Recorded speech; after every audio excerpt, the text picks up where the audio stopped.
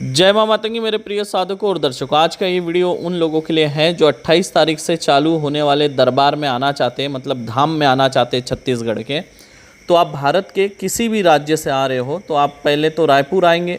अगर आप रेलवे से आ रहे हैं तो रायपुर रेलवे स्टेशन पे उतर कर आपको पचपेड़ी नाका आना होगा, या फिर अगर आप फ्लाइट से आ रहे हैं तो आप एयरपोर्ट से टैक्सी पकड़ के जो है पचपेड़ी नाका आएंगे।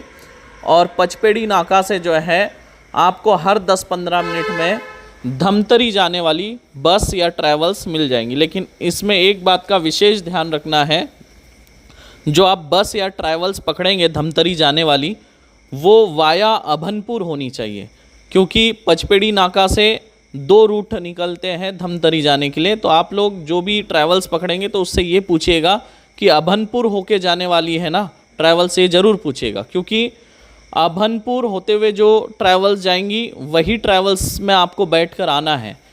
जैसे आप धमतरी से निकलेंगे तो आपको पहले अभनपुर लगेगा और अभनपुर के 10-12 किलोमीटर आगे बिरेझर गांव आएगा। तो बिरेझर जो गांव है वो हाईवे पर ही है, तो आप हाईवे पर उतर जाएंगे और वहां से मात्र जो है 1.5 किलोमीटर की दूरी पर जी जाम गाँव है। मतलब उस हाईवे से लेफ़्ट लेंगे तो जी जाम गाँव दिखेगा, किसी से भी पूछ लीजिए। जी जाम गाँव के अंतर्गत आने वाला ऑक्सीजन जो पार्क है, जस्ट उसके सामने मां मातंगी दिव्य दरबार है। तो आप लोग इस तरह से पहुंच सकते हैं।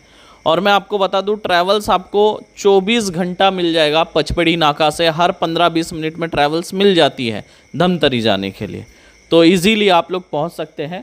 लेकिन विशेष बात ये ध्यान रखिए कि अभी जो है दरबार का निर्माण कार्य चल रहा है, तो रुकने की व्यवस्था नहीं है, आपको गाँव में रुकना होगा। दरबार को लगकर 2-3 गांव है, गांव में आपको रुकने के लिए रूम मिल जाएंगी। 200-250 रुपये आपसे लेंगे वो लोग पर डे का, उस हिसाब से आप रूम कर लीजिए जाकर, ठीक है। और अगर आपको रूम नहीं भी मिल रही है तो आप दरबार में आकर पूछ सकते हैं, तो हमारे जो सेवादार है वो आपका पूरी तरह से मदद कर देंगे और रूम भी आपको दिला देंगे।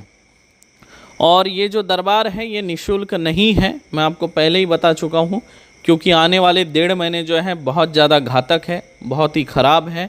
नकारात्मक ऊर्जा की जो शक्ति है बहुत ज़्यादा बढ़ने वाली है, तंत्र मंत्र विद्याओं की शक्ति जो है बहुत ज़्यादा बढ़ जाएंगी। तो इस समय जो है तंत्र काट में जो लगने वाली सामग्री है उसका शुल्क तो आपको देना होगा। दरबार निःशुल्क है, कोई एंट्री फीस नहीं है, केवल जो कीट लगेगी उसका शुल्क आपको देना होगा। खर्चा पकड़ के चलिए आप लोग जो है 21,000 से 31,000 के बीच में आ सकता है। और अगर ताबीज़ लेंगे तो उसका आपको अलग से शुल्क लगेगा। और याद रखिए, पैसे का अगर आप सोचेंगे तो आप सुरक्षित नहीं रह सकते हैं ना। अगर आप सुरक्षित है, आपका परिवार सुरक्षित है, तो पैसा आप कभी भी कमा सकते हैं। आने वाला समय बहुत ज़्यादा ख़राब है और समय समय पे हमने आपको सूचित किया है। जितने भी लोग अब तक पेशी कर चुके हैं या जिनकी पेशी चालू है या जिनकी पेशी पूरी भी हो गई है, तब भी उन लोगों को आना है और अपना काट कराना है, स्कैनिंग करवा लेना है। तंत्र मंत्र है तो नहीं, आपके ऊपर कुछ क्रियाएं तो नहीं हुई है। अगर हुई होगी तो हम आपको बता देंगे ये क्रिया हुई है, आप काट करवा लीजिए। तो आपको आना ज़रूर है, चाहे आप जबलपुर में पेशी की हो, चाहे आपने रायपुर में पेशी किया हो, चाहे आपने रीवा में पेशी किया हो या फिर जोधपुर में किया हो, लेकिन इस काट में आना अनिवार्य है।